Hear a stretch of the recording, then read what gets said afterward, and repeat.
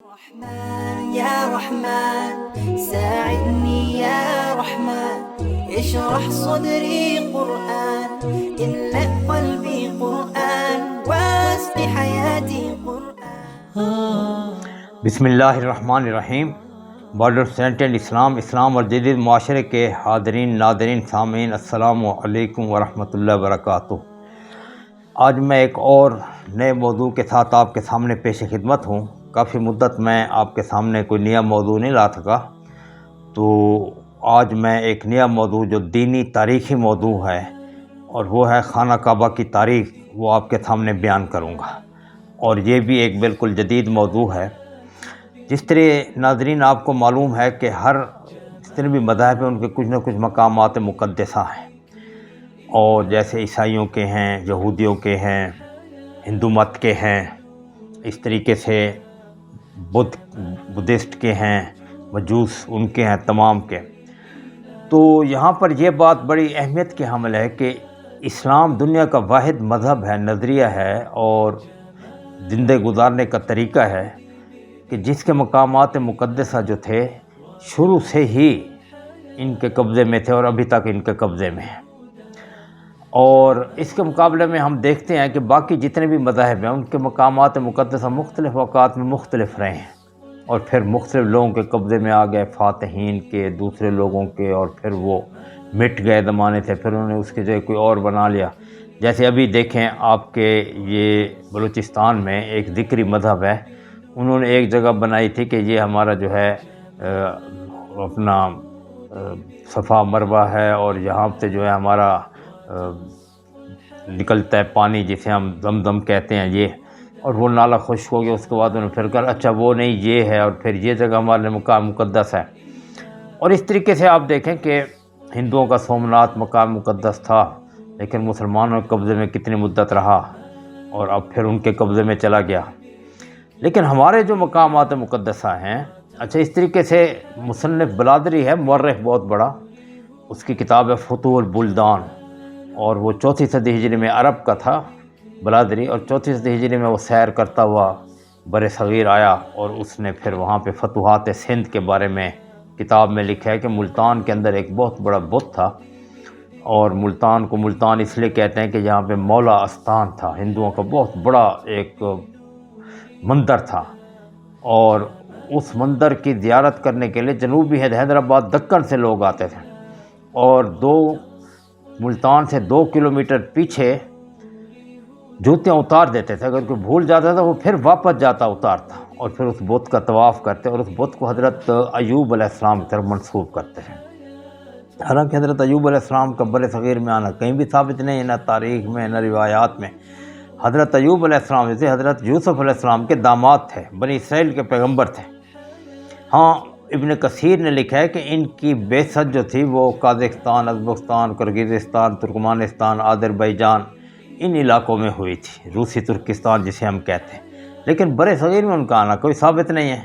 تو پھر وہ جو مندر پر حالات پوری ملتان میں تھا وہ پتہ نہیں کدھر ہے کدھر نہیں، کوئی ختم ہو گیا سارا وقت کے ساتھ. جیسے وقت کی آنچ پہ پتھر پہ پگھل جاتے ہیں، قہ ٹوٹ کے آہوں میں بدل جاتے ہیں، تو وہ ساری چیزیں ختم ہو گئیں. تو یہ صرف اسلام کا طر امتیاز ہے کہ جہاں سے یہ شروع ہوا تھا مکہ سے، وہ شروع سے فتح مکہ کے بعد 8 ہجری کے بعد آج تک مسلمانوں کے قبضے میں ہے. اور مدینہ منورہ جو ان کا دوسرا مقدس مقام ہے وہ آج تک مسلمانوں کے قبضے میں اور قیامت تک رہے گا. اور بیت المقدس جو ہمارا تیسرا مقدس مقام ہے وہ بھی ہمارے قبضے میں رہا ہے، لیکن اب کچھ مدت کے لیے چلا گیا، ورنہ ہزارہا سال ہمارے پاس رہا ہے، اور اب انشاءاللہ پھر ہمارے پاس آ جائے گا. اب غزہ کے مجاہدین لڑ رہے ہیں، انشاءاللہ ایک تطور آئے گا، ایک تبدیلی آئے گی. تو اللہ تعالیٰ نے اسلام کی مثال دی ہے کہ اسلام کی مثال ایسے ہے کہ اس کی جڑیں مضبوط ہیں اور اس کی شاخیں آسمان تک ہیں، اور وہ ہر وقت اپنا پھل دے رہا ہے. تو یہ اسلام کی ایک حقانیت کی باقی تمام مذاہب پہ، یہودیت، ہندو مت، بدھ مت، جین مت، مجوسیت، عیسائیت، شنٹوازم، کمیونزم، سوشلزم، تمام پہ ہماری واضح برتری اور حقانیت میں سب سے سچا مذہب یہی ہے. اس کی یہ دلیل ہے کہ جہاں سے شروع ہوا تھا آج تک وہیں قائم و دائم ہے اور قیامت تک رہے گا۔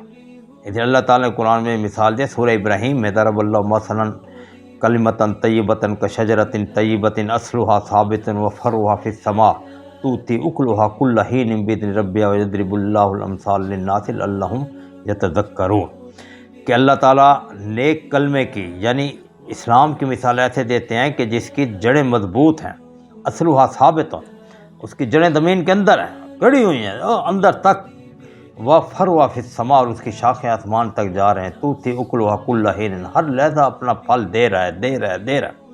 وَيَضْرِبُ اللَّهُ الْأَمْثَالَ، اللہ تعالیٰ یہ مثالیں اس لیے لوگوں کو دیکھیں تاکہ وہ اس سے یاد دہانی حاصل کریں اور دیکھیں کون سا مذہب اس کی طرف لوٹ کر آئے۔ یہ نہیں کہ اپنے مذہب کی طرف جو ہے وہ ضد کر کے بیٹھ جائیں، اِنَّا وَجَدْنَا آبَاءَنَا عَلَىٰ أُمَّةٍ، ہم نے اپنے ماں باپ کو اس پہ پایا۔ خیر، یہ ایک نقطہ میں نے آپ کے سامنے بیان کیا ہے کہ آپ دنیا کے تمام مذاہب کو دیکھ لیں، جہاں سے شروع ہوئے تھے آج وہاں پہ نہیں ہے۔ یہودیت مصر سے شروع ہوئی تھی، آج وہاں پہ نہیں ہے۔ عیسائیت فلسطین سے شروع ہوئی تھی، آج وہاں پہ نہیں ہے۔ لیکن اسلام کی یہ حقانیت کی دلیل ہے۔ تو اسلام میں جو مقدس مقامات ہیں وہ 3 ہیں۔ ایک بیت اللہ جسے ہم خانہ کعبہ کہتے ہیں اور اسے کعبۃ اللہ بھی کہتے ہیں، اور دوسرا مسجد اقصیٰ اور بیت المقدس جس کے اندر مسجد اقصیٰ بھی ہے۔ بیت المقدس 26 ایکڑ جگہ ہے جس کے اندر جو ہے گنبد صخرہ ہے۔ صخرہ کہتے ہیں چٹان کو، وہاں نیچے چٹان ہے ایک 50 بائی 50 کی، 50 فٹ چوڑی 50 فٹ لمبی، اس کے اوپر یہ گنبد بنا ہوا ہے۔ اور یہ ولید بن عبد الملک جس کے دور میں محمد بن قاسم نے بر صغیر کو فتح کیا تھا اور قتیبہ بن مسلم نے تاجکستان، ازبکستان اور چائنا تک وہ فتوحات کرتا پہنچ گیا تھا، اور موسیٰ بن نصیر اور طارق بن زیاد نے اندلس تک فتح کر لیا تھا، اس نے یہ گنبد بنایا تھا۔ اب دیکھیں آج سے 1300 سال پہلے بلکہ 1400 سال پہلے کا گنبد بنا ہوا ہے، اتنا خوبصورت کہ ابھی تک ویسے مسلمانوں کی عظمت کی دلیل دیکھیں۔ تو وہ اصل بیت المقدس جگہ وہی ہے، وہ پتھر وہ ہے جس کے اوپر سے رسول اکرم صلی اللہ علیہ وسلم کو معراج کی سعادت حاصل ہوئی تھی، اور تمام انبیاء جن کو معراج سعادت ہوئی، اللہ تعالیٰ سے کلام کی سعادت ہوئی، وہ وہیں پر ہی اسی پتھر سے اوپر گئے، یا وہیں پر انہوں نے حضرت آدم علیہ السلام اسی پتھر پہ کھڑ کے اللہ تعالیٰ سے ملاقات کا شرف حاصل کرتے تھے۔ اور اس پتھر کے اندر غار ہے ایک چھوٹی سی، اس کے اندر بنی اسرائیل کے انبیاء حضرت زکریا علیہ السلام، حضرت یحییٰ علیہ السلام، حضرت دانیال، تمام اس کے اندر بیٹھ کے عبادت کرتے تھے اور چلہ کشی وغیرہ کرتے تھے۔ اس لیے ہمارے لیے مقامات مقدس، کیونکہ اسلام کی حقانیت کی پھر بڑی دلیل ایک یہ بھی ہے کہ جتنے بھی انبیاء سابقہ ہیں ان تمام پہ ایمان لانا ہمارے اوپر فرض ہے۔ اگر میں کہوں میں عیسائیوں کی دشمن وجہ سے عیسیٰ علیہ السلام کو نہیں مانتا تو اس سے مراد یہ ہے کہ میں مسلمان نہیں ہوں۔ لا نفرق بین احد من رسل، کسی نبی کے درمیان میں ہم فرق نہیں کرتے۔ تو اس لیے وہ ہمارے لیے مقدس مقام ہے کہ حضرت ابراہیم علیہ السلام نے اور حضرت زکریا علیہ السلام، حضرت یحییٰ علیہ السلام، حضرت دانیال علیہ السلام، حضرت یسع علیہ السلام، حضرت تمام نے وہاں پہ عبادتیں کی، اور پھر رسول اکرم صلی اللہ علیہ وسلم نے وہاں تمام انبیاء کی امامت کرائی، اس لیے آپ امام الانبیاء ہیں۔ اور پھر آپ نے وہاں سے مکہ سے مدینے تک، مکہ سے یروشلم تک آپ نے براق پہ سفر کیا، اور پھر وہیں سے آپ کو سعادت حاصل ہوئی اللہ معراج کی، سفر معراج کی، اور اللہ تعالیٰ نے آپ کو معراج کی سعادت سے بہرہ کیا۔ تو اس لیے 2 مقام جو ہیں اس میں ان کا قرآن مجید میں ذکر ہے۔ سورہ بنی اسرائیل کے پہلی آیت سبحان الذی سخر، سبحان الذی اسریٰ بعبدہ لیلا من المسجد الحرام الی المسجد الاقصی الذی بارکنا حولہ لنریہ من آیاتنا انہ السمیع البصیر، کہ وہ اللہ تعالیٰ نے رسول اکرم صلی اللہ علیہ وسلم کو مسجد حرام سے مسجد اقصیٰ تک لے گئے۔ تو مسجد اقصیٰ جو تھی یہ حضرت ابراہیم علیہ السلام کا خیال تھا کہ یہاں پہ بنائیں گے، لیکن وہ نہ بنا سکے۔ پھر حضرت داؤد علیہ السلام نے شروع کیا، حضرت سلیمان علیہ السلام نے اسے مکمل کیا، اس نے مسجد داؤد بھی کہتے ہیں۔ اور پھر اس کو گر گئی، پھر حضرت عمر رضی اللہ تعالیٰ سے دوبارہ تعمیر کرایا، اور اس کے بعد مختلف اس کی تعمیرات ہوتی رہتی ہیں۔ تو یہاں پہ یہ بات آپ ذہن میں رکھیں کہ بیت المقدس جو ہے وہ مسجد اقصیٰ بھی اس کے اندر ہے، گنبد صخرہ بھی اس کے اندر ہے۔ کبھی میں انشاءاللہ تاریخ آپ کے سامنے بیت المقدس کی رکھوں گا تاکہ بات واضح ہو۔ مسجد اقصیٰ اور چیز ہے جس کے بارے میں کہتے ہیں نا کہ امت مسلم سوتی ہے، مسجد اقصیٰ روتی ہے۔ وہ روتی ہے کہ امت مسلم سوئی ہوئی ہے، ساری جاگ نہیں رہی۔ تو تیسرا جو مسجد نبوی صلی اللہ علیہ وسلم ہے، یہ رسول کے حدیث سے ثابت ہے اس کی تقدیس اور یہ مقامات ہوگا، اس لیے اگر ہم مسجد خانہ کعبہ میں ایک نماز پڑھیں گے تو اس کا 1,00,000 کے برابر ثواب ہوگا، اور اگر مسجد اقصی میں پڑھیں گے تو 50,000 نمازوں کے برابر ثواب ہوگا، اور مسجد نبوی میں پڑھیں گے تو 10,000 نمازوں کے برابر ثواب ہوگا۔ دیکھیں کس قدر اسلام کے اندر آسانی ہے اور سہولت ہے۔ پھر یہ ہے کہ یہ جو ہمارے مقامات مقدس ہیں تینوں، یہ ہمارے پاس ہی رہے ہیں ہمیشہ۔ ابھی آپ دیکھیں کہ 1966 میں اس پہ اسرائیل نے قبضہ کیا تھا۔ 66 سے مراد ہے کہ آج جو ہے اس کو 60 سال گزرے ہیں صرف، ورنہ اس سے پہلے حضرت عمر رضی اللہ تعالیٰ عنہ کے دور سے لے کے اور صرف ایک 90 سال کا دور تھا جس میں عیسائیوں کا قبضہ ہوا تھا، باقی ٹوٹل مسلمانوں کے پاس، اور اب بھی انشاءاللہ مسلمانوں کے پاس آ جائے، ہمارا ایمان ہے ہم لیں گے، اور اقصیٰ کو جو ہے ہم اپنی مسجد اپنے قبلہ اول کو یہودیوں کے یا یورپین کے حوالے نہیں کر سکتے، اس کے اصل متولی ہم ہیں اور ہم اسے لے کر رہیں گے۔ خیر یہ ایک جذباتی باتیں تھیں، یہ ہو جاتی ہیں اس کے اندر، اور کیونکہ بہرحال کیوں نہ انسان جو ہے وہ اس بات میں کہ جہاں پہ رسول اکرم صلی اللہ علیہ وسلم نے تمام انبیاء کی امامت کرے اور آج وہاں پہ یہودیوں کو قبضہ اور مسلمانوں کو تنگ کیا جا رہا ہو، تو جذبات اس پہ انسان کے ابھر ہی آتے ہیں۔ تو میں خانہ کعبہ کے بارے میں آپ کو بتا رہا تھا کہ خانہ کعبہ کی تاریخ جو ہے، یہ اسے کعبہ اس لیے کہتے ہیں کہ یہ چوکور عمارت ہے۔ چوکور عمارت کو، اور جو مربع ہو تمام طرف سے برابر ہو، تقریباً تھوڑا بہت فرق ہو، اسے کعبہ کہتے ہیں، اور اسے کعبہ اس لیے کعبۃ اللہ کہ ایسی عمارت جو چوکور عمارت جو اللہ تعالیٰ کا گھر ہے، اور پھر اسے بیت اللہ بھی کہتے ہیں، اللہ کا گھر۔ تو اس کے بعد یہ ہے کہ پھر یہ عمارت جو ہے یہ سب سے پہلے جو اللہ تعالیٰ نے دنیا میں اپنے بندوں کے لیے جو گھر بنایا ہے تاکہ وہ میرا تقرب حاصل کر سکیں، میرا قرب حاصل کر سکیں، میری رضا حاصل کر سکیں، وہ بیت اللہ تھا، یہ جسے ہم اللہ کا گھر کہتے ہیں۔ اور اس لیے قرآن مجید میں ان اول بیت وضع للناس للذی ببکۃ مبارکۃ ھدی للعالمین فیہا آیات بینات مقام ابراہیم ومن دخلہ کان آمنا وللہ علی الناس حج البیت من استطاع الیہ سبیلا۔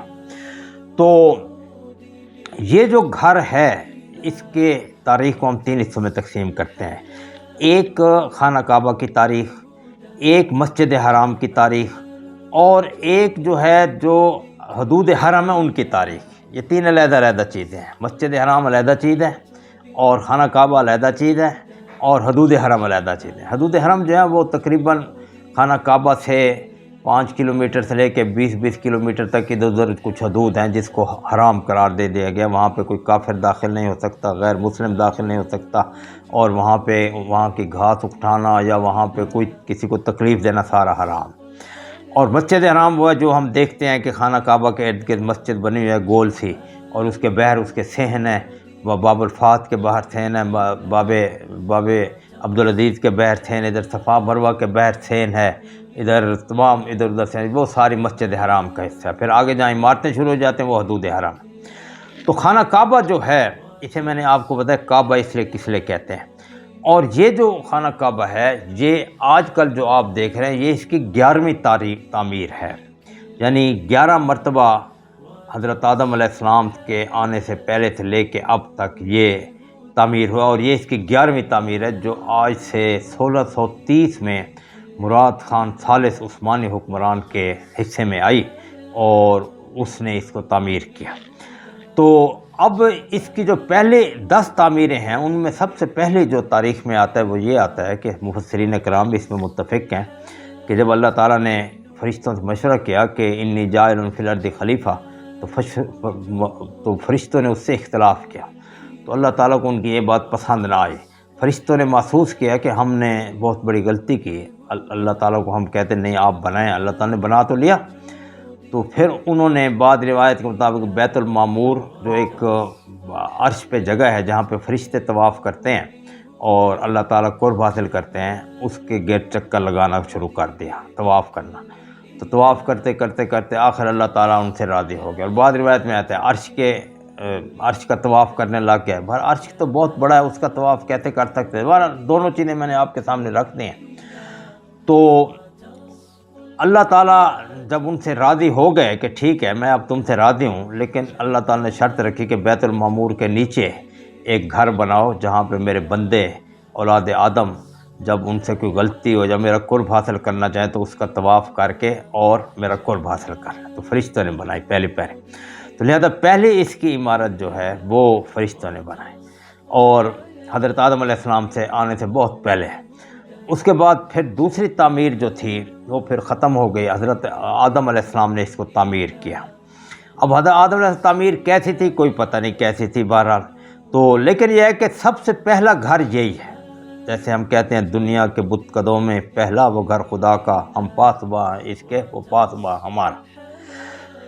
اور حدیث شریف میں آتا ہے کہ سب سے پہلا گھر جو اللہ تعالیٰ نے بندوں کے لیے بنایا وہ یہ خانہ کعبہ تھا، اور اس کے بعد دوسرا گھر بیت المقدس تھا. اور پھر یہ کہ ان کے درمیان کتنا فاصلہ تھا، تو حدیث شریف 40 سال کا. اب یہ 40 سال جو ہیں وہ تخلیقی 40 سال ہیں، جو کہ اپنا 50,000 سال کا ایک دن ہے وہ ہے، یا عمومی ہماری انسانی 40 سال ہیں، اس کا کوئی پتہ نہیں. بہرحال اس سے یہ ثابت ہو گیا کہ سب سے پہلا گھر جو تھا وہ خانہ کعبہ تھا. تو پہلے فرشتوں نے بنائے، پھر آدم علیہ السلام جب آئے تو آدم علیہ السلام کو سری لنکا میں اتارا گیا. اب بھی وہاں پہ رتنا پور ایک جگہ سری لنکا میں، آپ وہاں جا سکتے ہیں. وہاں پہ حضرت آدم علیہ السلام کے 7,500 فٹ بلند پہاڑ ہے، برف پوش نہیں ہے. وہاں پہ لوگ جاتے ہیں اور وہاں پہ حضرت آدم علیہ السلام کے پاؤں کے نشان بھی موجود ہیں. اسے آدم پیک بھی کہتے ہیں، حضرت آدم علیہ السلام کی چوٹی. وہ وہاں اتارے گئے، اور حضرت اماں حوا جو ہماری ماں تھیں وہ سعودی عرب جو آج کل کہلاتا ہے وہاں پہ اتاری گئی. اور وہاں کے ایک شہر ہے جدہ کا میں نہیں دادی ہے، وہاں پہ ان کی قبر مبارک ہے. میں بھی کئی دفعہ گیا ہوں ان کے قبر کے مبارک. پرانے فوٹو تو میرے پاس موجود ہیں، لیکن وہ آج کل انہوں نے وہ جیسے قبریں گرا دی تھیں. ایک چھوٹا سا مقبرہ بھی تھا جس کے اندر ان کی قبر مبارک تھی.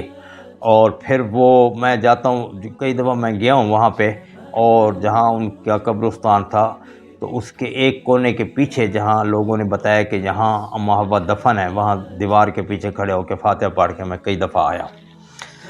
تو اب حضرت آدم علیہ السلام نے جب ان کی توبہ قبول ہوئی، جب انہوں نے ربنا اننا ظلمنا انفسنا ان لم تغفر لنا وترحمنا لنکونن من الخاسرین یہ پڑھی تو توبہ قبول ہوئی. تو حضرت آدم علیہ السلام پھر انہیں سری لنکا سے حضرت جبریل علیہ السلام سری لنکا سے لے کے انہیں چلے، اور پھر سعودی عرب انہوں نے عرفات کے میدان میں پہنچے. تو دیکھا تو حضرت اماں حوا روز اپنے سہاگ کو تلاش کرنے کے لیے نکلتے تھے، جدہ سے نکلتی پیدل چلتی مکہ تک آ جاتی. تو وہ جب حضرت آدم علیہ السلام جہاں پہنچے تو وہ اس وقت عرفات کی جگہ بیٹھے تھے جہاں پہ آج کل ہم حج اپنا کرتے ہیں. 9 ذی الحج کو وہاں پہ ہم یوم عرفہ ہوتا ہے، کیونکہ پہلا یوم ترویہ ہوتا ہے، پھر یوم عرفہ، پھر یوم النحر، اور پھر باقی دن ایام تشریق ہم اسے کہتے ہیں. تو وہاں انہوں نے ایک دوسرے کو پہچانا، اس لیے اسے عرفہ یعرفہ کہتے ہیں پہچاننے کو. حضرت اماں حوا نے دیکھا کہ ایک آدمی 2 ٹانگوں پہ آ تو رہا ہے، یہ کون ہے؟ لیکن یہ میرا تو خامد نہیں ہے. وہ تو حضرت آدم علیہ السلام جنت میں شہزادے، بڑے خوبصورت بال، بڑا بال اور خوب وہ بڑا. اب آپ دیکھیں گے سری لنکا سے پیدل چلتے پتہ نہیں کتنی اپنا بالوں میں مٹی اڑی ہوئی ادھر ادھر. ان کا وہ میرا جب قریب ہے دیکھا تو یہ تو میرا خامد ہے. تو پھر دونوں جو ہے وہاں روتے رہے، اور پھر رات انہوں نے مزدلفہ میں گزاری، وہاں پہ عبادت کی. پہلے عرفات میں عبادت کی، پھر رات مزدلفہ میں عبادت کی. پھر اللہ تعالیٰ نے بتایا بھی یہاں میرا گھر ہے. حضرت جبریل علیہ السلام نشان کے انہوں نے کچا پکا وہاں پہ گھر بنایا. تو اب یہ دوسری تعمیر تھی جو حضرت آدم علیہ السلام نے کی. تیسری تعمیر حضرت شیث علیہ السلام نے، کیونکہ حضرت آدم علیہ السلام بھی 1000 سال زندہ رہے، حضرت شیث علیہ السلام بھی 1000 سال زندہ رہے. کوئی طوفانوں سے گر گئی ہوگی تو انہوں نے کی. اور چوتھی، یہ اب تیسری تعمیر، چوتھی تعمیر جو تھی پھر طوفان نوح میں وہ گھر گر گیا. پھر چوتھی تعمیر حضرت ابراہیم علیہ السلام نے کی. وَإِذْ يَرْفَعُ إِبْرَاهِيمُ الْقَوَاعِدَ مِنَ الْبَيْتِ وَإِسْمَاعِيلُ، سورہ بقرہ پہلے سپارے کے آخری سے پہلا رکوع ہے، اس کے اندر اللہ تعالیٰ نے ان کا ذکر. تو یہ چوتھی تعمیر ہے. اور اس میں پھر حضرت جبریل علیہ السلام آئے اور انہوں نے نشانی لگا دی. جب حضرت ابراہیم علیہ السلام نے حضرت اسماعیل علیہ السلام کے ساتھ مل کے کھودا تو نیچے انہیں بنیادیں مل گئے. اب انہوں نے وہ مکان بنایا. اب یہاں سے اصل تاریخی تعمیر جو قرآن مجید میں بھی جس کا ذکر ہے، اور پہلے تاریخ میں ذکر ہے، یہ قرآن مجید میں اس کا ذکر ہے. حضرت ابراہیم علیہ السلام نے اس کی بنیادیں رکھی ساری. تو اب وہ اس بنیادوں کو پرانی بنیادوں پر انہوں نے رکھا تھا. اچھا، اس کی ایک دلیل یہ بھی ہے کہ حضرت ابراہیم علیہ السلام سے پہلے حضرت حود علیہ السلام اور حضرت صالح علیہ السلام رسول اکرم صلی اللہ علیہ وسلم جب حج کرنے جا رہے تھے، آپ نے ایک حج کیا تھا، اسے ہم حجۃ الوداع بھی اسے کہتے ہیں اور حج اسے کہتے ہیں، ایک ہی حج آپ نے کیا تھا۔ اور کیونکہ حج فرض بھی 8 ہجری میں ہوا تھا، تو اس کے بعد پھر 9 ہجری میں آپ نے حضرت صدیق رضی اللہ امیر بھیجا، 10 ہجری میں آپ خود امیر بن کے گئے اور آپ نے سارے مناسک بتائے اور آپ نے کہا خذوا عنی مناسککم۔ تو حضرت ابراہیم علیہ السلام نے جب تو حضرت رسول اکرم جب حج پہ جا رہے تھے تو انہوں نے کہا کہ ابھی میرے سامنے اللہ تعالیٰ نے مجھے دکھایا ہے حضرت صالح علیہ السلام نے کمبل لپیٹا ہوا ہے اور وہ اپنے امت کے ساتھ حج کرنے جا رہا ہے، ابھی حضرت حود علیہ السلام میرے سامنے سے گزرے ہیں۔ تو اس کا مطلب ہے کہ یہ مقام پہلے تھا حضرت ابراہیم علیہ السلام سے، لیکن اس کی شناخت نہیں ہو رہی تھی۔ تو حضرت ابراہیم علیہ السلام نے پھر اسے بنایا۔ اچھا، حضرت ابراہیم علیہ السلام نے اسے ایسے بنایا کہ انہوں نے اس کی دیواریں بنائیں۔ یہ جو آج کل جہاں حجر اسود نصب ہے، وہاں سے لے کے پیچھے رکن یمانی تک سیدھی دیوار بنائی، اور پھر اس کے 2 نقریں بنائیں، اور پھر اس طرف حتیم کی طرف اس کو گول کر دیا۔ نمبر 1 تو حتیم کی طرف اس کو سیدھا نہیں کیا بلکہ گول کر دیا ایسے۔ تو یہ اس کی بنیاد تھی، یعنی ایک سائیڈ پہ 2 نقریں تھیں، باقی سائیڈ پہ ایسے گول ایک دیوار بنی ہوئی تھی ایسے گول سے۔ پھر انہوں نے اس کے 2 دروازے رکھے، ایک دروازہ آگے باب الکعبہ جسے کہتے تھے، وہاں سے لوگ داخل ہوتے تھے، اور پچھلی طرف سے جہاں پہ آج کل خانہ کعبہ کے دروازے کی پچھلی دیوار جو ہے وہاں سے لوگ نکل جاتے تھے۔ اگلے حصے کو باب الکعبہ کہتے تھے، پچھلے حصے کو مستجار کہتے تھے۔ تو پھر انہوں نے اس کی چھت بھی نہیں رکھی، اور پھر انہوں نے جو راستہ جانے کا تھا آنے کا، لوگ ادھر سے جاتے ادھر سے آتے، درمیان میں ایک کھڈا رکھا جس کے اندر لوگ اپنی نذرانے وغیرہ جو جس کے ہوتا وہ خدمت کے لیے ڈال جاتا تھا۔ تو یہ چوتھی اس کی تعمیر تھی، جو کہ اصل قرآن مجید میں بھی اس کا ذکر اور تاریخ میں بھی اس کا بڑا اہمیت کا ذکر۔ اب اس کے بعد پھر اس کی اسی بنیادوں پہ تعمیر آگے چلنا شروع ہو گئی۔ تو یہ پھر تعمیر جو تھی، اس میں حضرت ابراہیم علیہ السلام نے سب سے پہلے خود طواف کیا، اور پھر لوگوں سے اپنا اللہ تعالیٰ نے ابراہیم علیہ السلام کو کہا کہ اب آپ لوگوں کو بلائیں کہ وہ آئیں اور آ کر اس کا طواف کریں اور حج کریں۔ حضرت ابراہیم علیہ السلام نے فرمایا کہ رب ذوالجلال، یہاں تو کوئی آدمی نہیں، میں ہوں، میرا بیٹا ہوں۔ تو آپ نے فرمایا نہیں، آپ آواز لگائیں۔ تو ساتھ کی پہاڑی پہ کھڑے ہوئے آپ نے آواز لگائی، وَأَذِّن لِلنَّاسِ لِلْحَجِّ۔ آپ نے کہا اے بنی نوع انسان، آؤ حج کے لیے یہاں۔ تو حدیث شریف میں آتا ہے کہ اللہ تعالیٰ نے وہ آواز عالم ارواح میں جہاں پہ روحیں تھیں، آج ہم لوگ تو یہاں بیٹھے ہیں، جو آنے والے ان کی روحیں تو عالم ارواح میں موجود ہیں، تو وہاں پہنچائی۔ تو جس روح نے جتنی مرتبہ کہا لبیک لبیک لبیک لبیک لبیک لبیک لبیک لبیک، اتنی مرتبہ اس کو وہاں پہ آنے کی سعادت حاصل ہو گئی۔ تو اب یہ ایک بڑا پختہ تعمیر شروع ہو گئی۔ اب اس کے بعد پھر عمالقہ ایک تھے، وہ انہوں نے آ کے اس کی تعمیر کی مختلف، کیونکہ تعمیر کچی تھی، وہ ہٹ کے اس کو پھر انہوں نے سیٹ کر کے بنایا اسی تعمیر پہ، حضرت آدم علیہ السلام۔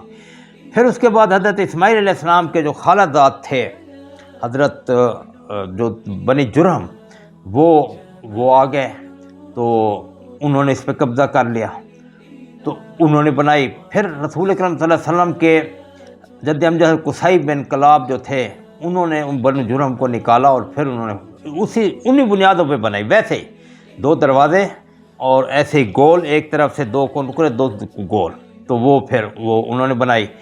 تو یہ اسے ہم کہتے ہیں بنی مضر۔ تو اب یہ پہلے عمالقہ 5واں، پھر اس کے بعد بنی جرہم 6واں، پھر بنی مضر 7واں، اور 8ویں جو تعمیر تھی اس کی، وہ رسول اکرم صلی اللہ علیہ وسلم جب 35 سال کے تھے، یعنی 35 نبوی میں قریش نے کی۔ اب قریش نے اس کو پھر تبدیل کر دیا، اور انہوں نے ایسے تبدیل کیا کہ انہوں نے جو گول دیوار تھی، ان کو ایک لکڑی کا جہاز مل گیا، انہوں نے وہ خرید لیا۔ اب جب اس کو تعمیر کی تو لکڑی کم ہو گئی، تو انہوں نے چاروں طرف سے دیوار سیدھی کر دی۔ جو حتیم کی طرف سے 2 نقریں تھے اور باقی گول دائرہ جو تھا ایسے، اس کو ختم کر کے انہوں نے سیدھی دیوار بنا دی۔ اس کا نتیجہ یہ ہوا کہ خانہ کعبہ کی 10 فٹ جگہ حتیم کے اندر باہر آ گئی، اور اس کے بعد انہوں نے یہ کیا کہ اپنی اجارہ داری قائم کرنے کے لیے پچھلا دروازہ بند کر دیا جسے مستجار کہتے تھے، اور اگلا دروازہ جو تھا وہ بالکل زمین کے اوپر تھا، اس کو 6 فٹ اوپر کر دیا، اور پھر اس کو دروازہ لگا دیا، اور دروازہ لگا پھر اسے تالا لگا دیا تاکہ جسے چاہے اندر جانے دیں، جسے چاہے اندر نہ جانے دیں۔ تو یہ انہوں نے تبدیلی کی ہے۔ اور رسول اکرم صلی اللہ علیہ وسلم جب مکہ فتح کیا تو آپ نے اپنی ہماری ماں حضرت عائشہ صدیقہ رضی اللہ تعالیٰ عنہ سے فرمایا کہ عائشہ یہ تیری قوم نے دیکھا کیا کیا کہ ایک طرف سے اسے بالکل دو نکریں تھیں، انہوں نے 4 نکریں بنا دیں، اور پھر پچھلا دروازہ بند کر دیا، اور پھر اگلے دروازے کو 6 فٹ اوپر کر کے اس کو پھر تالا لگا دیا۔ تو یہ سارا یعنی انہوں نے کیا۔ تو یہ اس کی گویا کہ 7ویں تعمیر تھی۔ میں پھر بتا دیتا ہوں، پہلے فرشتے، پھر حضرت آدم علیہ السلام، پھر شیط علیہ السلام، پھر حضرت ابراہیم علیہ السلام، اس کے بعد پھر عمالقہ، پھر بنی جرہم، اس کے بعد پھر بنی مضر، اور یہ 8ویں قریش کی۔ تو یہ جو 8ویں قریش کی تھی، کیونکہ رسول نے فرمایا کہ میرا دل چاہتا ہے میں اسے دوبارہ بنیاد ابراہیم پہ تعمیر کروں، لیکن لوگ بدشگونی لیں گے کہ دیکھو کیسا فاتح ہے، اسے آنے کے ساتھ خانہ کعبہ کو گرا دیا ہے، لہذا میں اس کو نہیں چھیڑتا۔ اب یہ ہوا کہ 60 ہجری کے قریب جو تھا، حضرت عبداللہ بن زبیر رضی اللہ تعالیٰ عنہ جو تھے وہ صحابی رسول تھے، اور رسول اکرم صلی اللہ علیہ وسلم پھپھیزاد بھائی اور حواری رسول جنہیں کہ حضرت زبیر بن عوام رضی اللہ تعالیٰ عنہ کے بیٹے تھے، اور حضرت ابوبکر رضی اللہ تعالیٰ عنہ کے نواسے تھے، اور بہت جلیل القدر صحابی اسماء بنت ابی بکر رضی اللہ تعالیٰ عنہ کے بیٹے تھے۔ تو ان کو جب حکومت ملی تو انہوں نے گرا کر اور یہ نامی اس کی انہوں نے تعمیر کی اور بنیاد ابراہیم پہ اسے کھڑا کر دیا۔ یہ تقریباً 64 ہجری میں انہوں نے یہ کیا، اور لیکن انہوں نے چھت رہنے دی، اور اس کے علاوہ پھر ادھر سے انہوں نے گول کر دیا اور دروازہ بھی رہنے دیا، اور دروازہ بھی اونچا رکھ دیا انہوں نے۔ تو اب تقریباً 67 ہجری میں ان کی حکومت ختم ہوئی، اور حجاج بن یوسف جو تھا اس نے ان کی حکومت کو ختم کیا، ختم کر کے اس کے بعد اس نے اصلاحات کی وہاں پہ، اور بنی امیہ کی دوبارہ حکومت ریٹ قائم کر کے تمام عرب میں حجاز، اسے ہم حجاز کہتے ہیں، حجاز کے اندر۔ تو پھر اس نے اس وقت عبد الملک بن مروان یہ خلیفہ اموی خلیفہ تھا، اس سے اجازت لے کے 75 ہجری میں اس نے دوبارہ جو آج کل ہم دیکھ رہے ہیں اس پہ اس نے اسے بنا دیا۔ تو یہ اس کی 10ویں تعمیر تھی۔ تو یہ 75 ہجری میں تھی۔ اب آپ دیکھ لیں کہ 75 ہجری تو آج کتنا فرق آ گیا۔ تو اس نے دوبارہ اس کو پھر اونچا کر دیا اور وہی 4 کونے بنا دیے۔ تو میں نے کہا نا کعبہ جو ہے چوکور عمارت کو کہتے ہیں، وہ اس کے بعد پھر بیت اللہ بھی مشہور اور کعبہ بھی مشہور ہو گیا، اور کعبۃ اللہ مشہور ہو گیا، اور خانہ کعبہ بھی مشہور ہو گیا، مختلف جو نام اس کے تھے یہ ہو گئے۔ تو یہ اس کی 10ویں تعمیر تھی۔ پھر یہ جو 75 سال والا اس نے 75 ہجری میں جو تعمیر کی، یہ پھر چلتی رہی حتیٰ کہ 1629 عیسوی میں مراد خان ثالث جو تھا وہ خلیفہ، اس وقت ان تمام علاقوں پہ عثمانوں کی حکمرانی تھی۔ تو وہ اس کے دور میں طوفان آیا بڑا زبردست، اور مکہ کی تمام عمارتیں ہل گئیں اور خانہ کعبہ کی عمارتیں بھی ہل گئیں۔ تو اس کو پھر علماء نے درخواست کی کہ اس کی دوبارہ تعمیر کی جائے۔ اس نے پھر علماء کو بلایا اور کہا کہ فتویٰ لکھ کے دو۔ تمام نے فتویٰ لکھ کے دیا جی تعمیر کے لیے خانہ کعبہ کو گرانا جائز۔ اس کے بعد وہ بادشاہ خود آ گیا وہیں پر ہی، اور اس نے آ کے کہا کہ جی اب اس کو گراؤ۔ اب سارے علماء گم سم بھی کون گرا، سارے ڈر گئے بھی اللہ کے گھر کو کون ہاتھ لگائے۔ تو اس پر جو ہے وہ اس نے کہا نہیں اب تمہیں جانا پڑے گا۔ وہ بہرحال تلوار کے دھنی تھے۔ اب ایک عالم اٹھے، انہوں نے ایک کدال ماری، لوگوں نے دیکھا ابھی ان پہ لیکن نہ آیا، دوسری تیسری چوتھی چند اینٹیں گریں، تو پھر باقی علماء شروع ہو گئے، پھر بادشاہ بھی ساتھ۔ تو اس نے مزدور بن کے بادشاہ نے، یہ دیکھیں نا مسلمان جو حکمران تھے انہوں نے اتنا عظمت کا ثبوت دیا، وہ بھی مزدور بن کے، اس نے کہا یہ میرے لیے بہت بڑی سعادت ہے۔ مزدور بن کے اس نے وہ یہ بنایا، اور یہ 1630 کی یہ عبارت کھڑی ہے، اور آج دیکھیں کہ 2030 ہونے والا ہے، اور 2024 تو ہو گیا، 6 سال باقی رہتے ہیں، تو یعنی 400 سال سے وہ عمارت کھڑی ہے، اور الحمدللہ اس نے ایسی بہترین بنیادیں بنائیں۔ تو یہ 11ویں اس کی تعمیر ہے، تو جو آج کل آپ دیکھ رہے ہیں۔ تو اب یہ صورتحال ہے کہ یہ 15 میٹر بلند ہے، اور نمبر 2 جو ہے اس میں جو پچھلی دیوار ہے وہ سب سے بڑی ہے، وہ تقریباً 18 میٹر ہے، اور جو اگلی دیوار ہے وہ 10 میٹر ہے، جس پہ باب کعبہ ہے، حجر اسود ہے اور ملتزم ہے، اور پھر اس کے بعد حتیم کی طرف ہم وہاں سے داخل ہوتے ہیں، وہ 10 میٹر ہے۔ اور اس طریقے سے جو مذاب رحمت کے نیچے والی دیوار ہے وہ 12 میٹر ہے۔ تو گویا کہ یہ اس طریقے سے 15 میٹر بلند عمارت اس دور سے بنی اور ابھی تک وہی چل رہی ہے۔ اب یہاں پہ یہ ذہن میں رکھیں کہ اس کے 4 کونے ہیں۔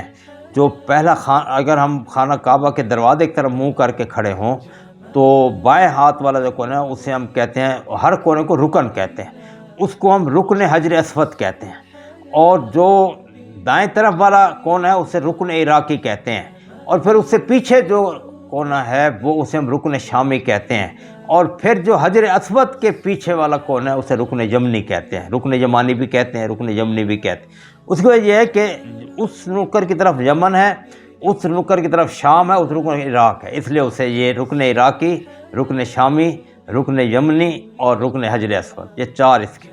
اور پھر اس کے بعد جہاں یہ بھی آپ ذہن میں رکھیں کہ جو مذاب رحمت ہے جدھر حتیم ہے، حتیم سے باہر مذاب رحمت کے نیچے 10 فٹ جگہ ہے، وہ یہ سمجھے خانہ کعبہ کے اندر آپ کھڑے ہیں، وہ اندر کا حصہ ہے۔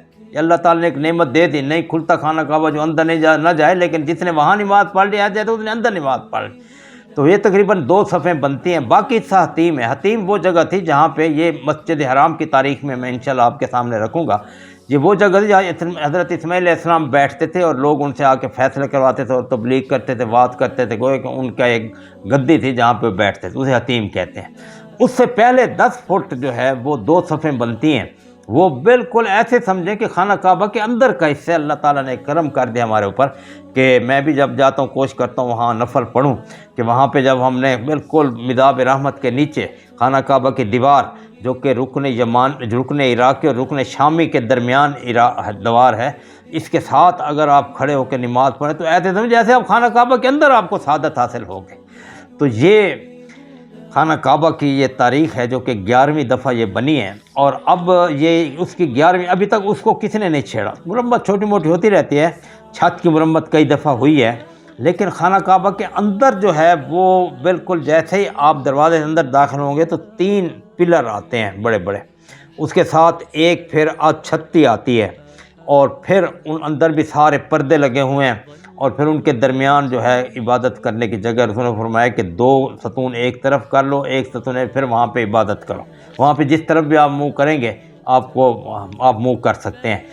خانہ کعبہ کے اندر کی تعمیر جو ہے وہ کافی شکستہ ہو گئی تھی، تو شاہ فہد نے اپنے دور میں پھر اس کی تعمیر کرے، اس کو سارا سیٹ کرائے، اندر بہترین پتھر لگوائے، باقی تمام چیزیں ویسے رہیں، ان کو نہیں چھیڑا، لوز کر دیں۔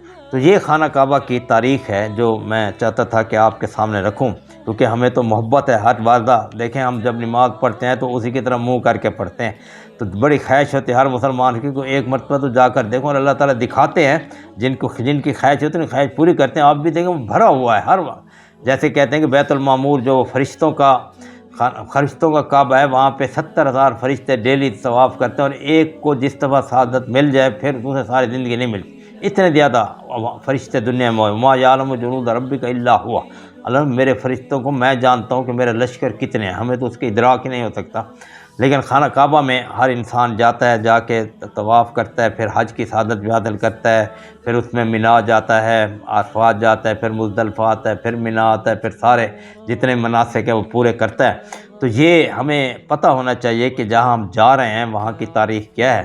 تو آخر میرے اللہ تعالیٰ سے دعا ہے کہ تمام جتنے بھی سامعین، حاضرین، ناظرین، تمام مسلمانوں کو اللہ تعالیٰ وہاں جانے اور وہاں سے اپنے فیضان کو سمیٹنے اور اپنے گناہوں کو بخشوانے اور حج کی سعادت انہیں عطا کرے۔ اور وہاں جا کر سب سے زیادہ دعا جو ہے وہ کہتے ہیں کہ جب خانہ کعبہ جائیں تو پہلی نگاہ جب پڑھتے ہیں تو جو دل کی دعا ہوتی ہے منظور ہوتی ہے۔